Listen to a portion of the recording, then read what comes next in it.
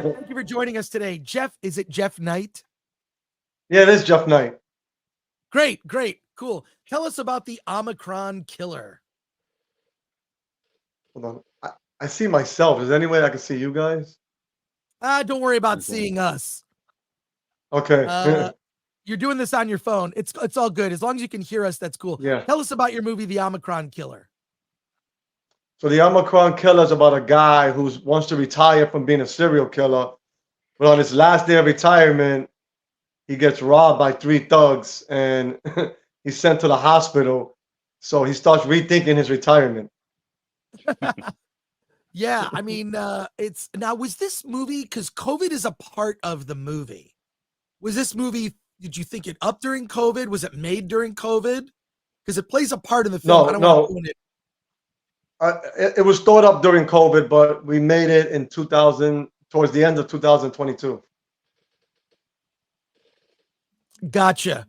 And what else can you tell us about the film in terms of production? Well, in terms of, I noticed that you work with kids, child actors. Yeah. I think that is like my greatest fear, is to work with child actors. How do you do that?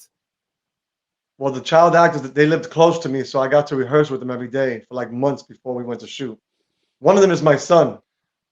Oh, okay. Well, that's good. Trial by fire. Yeah, one is my son, one is my nephew, and then the girl, she was one of the main actors' daughter. So it wasn't difficult working with them. I mean, you got to have a babysitter on set because once you yell cut, they go crazy. Oh, really? So you have to distract them. Oh my God. There you go. And what kind of notes do you give to your son, and how is your relationship with him today? Yeah. My son is good. He's good at acting. He's been around me my whole life, so he's been watching me edit and shoot. The problem is, like I said, when I yell cut, he forgets his character and goes nuts. And then I got to chase him around like a baby. Well, a lot of like what I've heard when it comes to like directing kids, there's kind of like, there's either like kids that are like Haley Joel Osment that just like they memorize the script, they're total professionals. It's like they're adults in child bodies. And then the other way to get a performance, I remember this when Steven Spielberg directed Carrie Guffey, he's the child actor who was in the movie Close Encounters of the Third Kind. You kind of trick a child into a performance, and off screen, when you see Carrie Guffey, his eyes kind of light up. He's supposed to be seeing the aliens. He actually had a person in an Easter bunny costume hop in and got this sort of whimsical look on his face, this childlike innocence. And so you kind of trick a performance, or you've got these kids that are just like, they're adults. So he tricked the performance. Yeah, I was gonna say you probably tricked him. So there you go. Hey, post your my son is actually really good. Like when it comes down to it, he memorizes stuff and he can be really good. But like I said, the problem is once you get him out of the performance, it's hard for me to control him. He goes from an adult to a kid in 2 seconds. Okay, so and I got to ask you another question. How did you get the money to make this film? Did you do a crowdfund?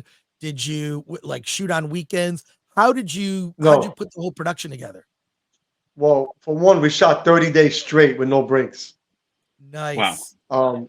Yeah, it was difficult. It was extremely, extremely difficult. The reason for that was because if we took a break on the weekends, we would have to pay the people to be up here because we shot upstate. So it would cost us more money. So we couldn't take off days. Wow. Oh, that is insane. I bet you took a vacation after those 30 days. I for like 2 months afterwards, I couldn't get up. I was destroyed. Oh my God. Oh my God. I wouldn't do it again. I would never do it again like that, ever. Let's see. We have some questions from our audience that's watching live here on YouTube and Rumble. Shout out to our Rumble people. Solomon Thornton, who's a member, asks, "Greetings, Sir Jeff. This movie is interesting. I'm looking forward to seeing it. What is your process for writing screenplays?" So my screenplay process is about a year or two prior to writing the screenplay. I just take ideas and I put them in a folder, or I call it a treatment. I put it in a document. And so over the course of a year or two, I just keep feeding the document random thoughts or random ideas people give me. And then when it comes time to write it, which like right now, I'm writing something right now, I have like 30 pages of notes. So I would never have writer's block. Wow. Question here from Toby Pegram says, how long did you shoot a day for those 30 days straight? Was like 12-hour days? How long? It was 12 to 16-hour days. Wow. Oh my God. Yeah. So we would get maybe 4 hours of sleep. So it's like I'm just at 1 day of 4 hours of sleep. I can't imagine what it would be over 30 days. It was insane. We had three different DPs. Brock Samsonite asks, did you have to homeschool your kids during the filming, or did you have to extend filming because of the 8-hour rule? No, because I had actors living with me at the times. A lot of actors were living with me. We put actors in hotels. So the actors that were living with me, they were helping me with my son. Like they would take him to the bus. They would pick up my other son from school. They would take my sons to work. It was like a family. I mean, when you're filming, you become a family. So everybody was helping out. And then from Aid Ellis 24 on Rumble, what was the decision behind pulling a Tarantino and casting yourself in the film as Jimmy? Oh, well, the last film I did, I was supposed to be in it, and then I didn't put myself in it because of just problems we had, and it was a disaster. So I figured I have control of myself. It's hard getting actors to act, especially in a low budget film. So the one thing I could control is I know I'm going to be on set. So it was cost. It was cost. I saved in cost. Let's see. Want Biscuits asks, this kind of info is what interests me. How is the project funded? How are costs managed? So right before filming, we actually had no money. We had zero money. And I was just going to plan on shooting something else more low budget because this film was pretty big. But even for an independent film, it was massive. We shot in 20 locations with over 80 actors. But then at the last minute, I got one of my actors to put 10,000 up so we can start an Indiegogo campaign.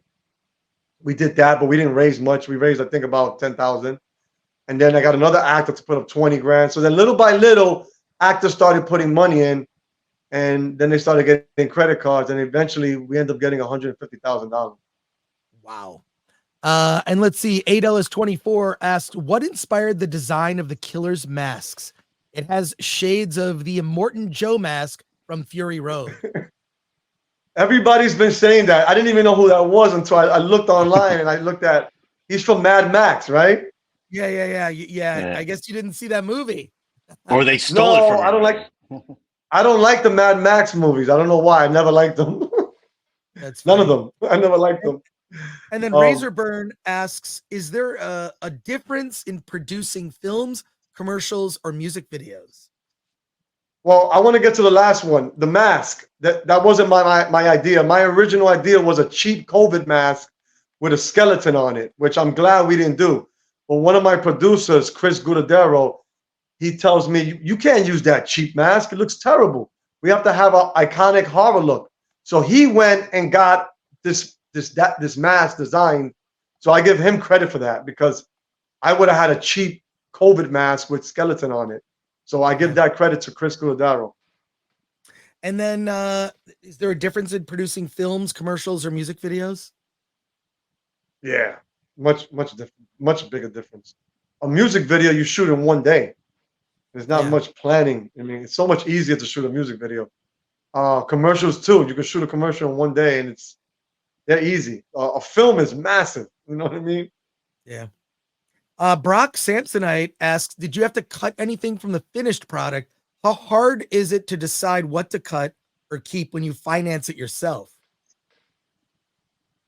We had to cut a couple of scenes. The editor, he actually cut scenes, and then he showed me the rough cut, and I was like, "Where are all these scenes?" And he's like, we didn't need him.